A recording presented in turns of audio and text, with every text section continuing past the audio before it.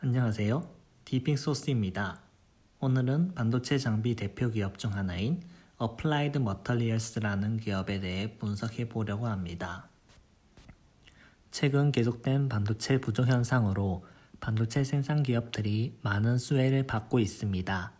특히 반도체 수출 비중이 높은 우리나라의 입장에서는 이 기회를 잘 노려서 경쟁이 치열해지고 있는 이 시장에서 우위를 선점해야 할 필요가 있습니다. 대한민국은 메모리 반도체 부문에서 세계적으로 우위를 가지고 있습니다. 하지만 반도체를 생산하는 장비는 대부분을 외국에서 수입하고 있는 실정입니다. 반도체 장비는 한 대당 가격이 매우 비싼 편입니다.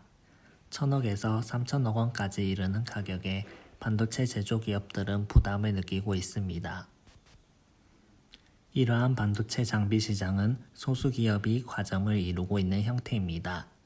대표 기업으로 ASML, 램리서치, 어플라이드 머터리얼스가 있습니다. ASML은 전 세계 반도체 노광 장비 85%를 공급하는 네덜란드 독점 기업이라고 보시면 됩니다.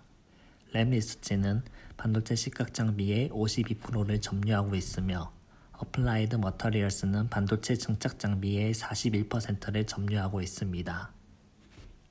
이러한 반도체 장비 기업들은 삼성전자나 대만의 TSMC 등의 파운드리 기업들의 반도체 장비를 공급합니다.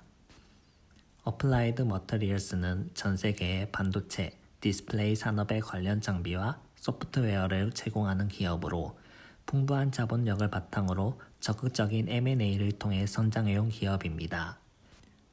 반도체 장비 유지 보수 개선 비즈니스에 서브스크립션 모델, 즉 구독 방식을 도입해서 장비를 사용하는 기업들로부터 지속적으로 꾸준한 수익을 얻으려는 변화를 시도하고 있습니다. 1년간 주가 흐름과 기업 재무 상태는 양호한 편입니다. 21년 2분기 기준 부문별 매출 비중은 반도체 장비 판매가 71%로 압도적으로 높습니다. 디스플레이 부문은 중국의 저가형 디스플레이 생산 등의 역량으로 점점 매출 비중이 축소되고 있습니다.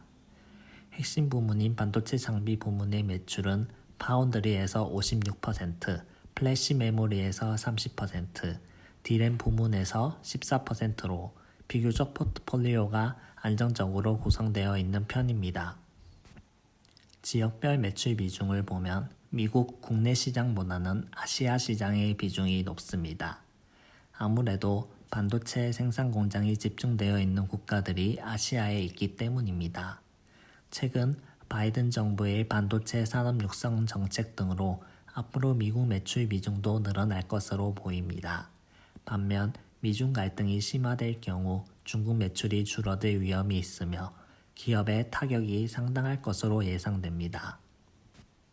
전년 동기 대비 순매출 변화율을 보시면 대만과 일본을 제외하고 급격하게 순매출이 증가한 것을 볼 수 있습니다.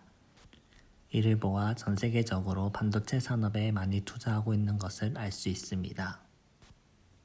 어플라이드 머터리얼즈는 과거부터 내부 핵심 역량으로 기업의 성장을 이끌었다기보다는 공격적인 M&A를 통해 몸집을 불리고 외형을 키워온 기업이라고 할 수 있습니다.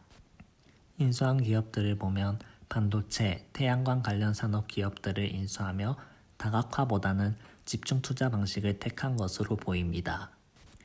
지금까지는 성공적으로 인수합병을 했지만 바이든 정부가 들어서면서 방독점 규제가 심해지고 미중 간의 마찰 등으로 중국의 견제가 심해지면서 앞으로 인수합병 등이 어려워 보입니다. 어플라이드 머터리얼즈의 앞으로의 전망에 대해 한 장으로 정리해 보았습니다. 미래에는 차량용 반도체와 AI 컴퓨팅 등 다양한 산업에서 반도체 수요가 증가할 것이고 이로 인해 반도체 장비 또한 많이 필요할 것입니다. 하지만 최근 많은 기업들이 앞다퉈 반도체와 장비에 투자하고 있는 것을 보면 우려가 되기도 합니다.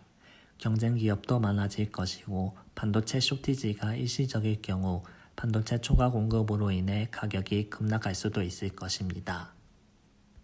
그래도 반도체 관련 산업은 계속 성장하고 있으며 앞으로도 성장할 것입니다.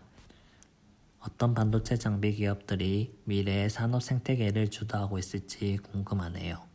지금까지 디핑소스였습니다. 감사합니다.